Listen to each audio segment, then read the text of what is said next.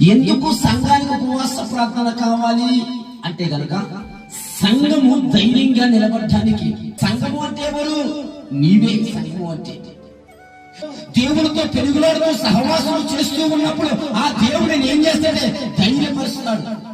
Bible గ్రంథంలో Israel ప్రజలు మనకి కనబడుతూ ఉన్నారు. ఇజ్రాయిల్ ప్రజలకు నడుపుటూనికి వచ్చి గొలియాతు శవాలు విసురుతూ ఉన్నప్పుడు ఎవరు కూడా బయటకు రాకపోవడానికి కారణం తెలుసా?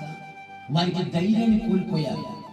కానీ భయపడకుండా దావీదు నిలబడడానికి కారణం ఏమిటంటే దావీదు దేవునితో ఎక్కువ పెరుగులాడుతూ ఉండేవాడు, సహవాసము చేస్తూ ఉండేవాడు, దేవునికి స్తుతి చెల్లిస్తూ ఉండేవాడు, ఖాళీ సమయంలో దేవుని వైపు చూస్తూ ఉండేవాడు. అందుకనే అందరూ కూడా లోపల ఉన్నారు. కానీ దావీదు బయటకు రావడానికి కారణం ఏమిటంటే దావీదుకి దేవునికి ఉన్న ఆ బంధమును బట్టి ధైర్యంగా ఉండడానికి.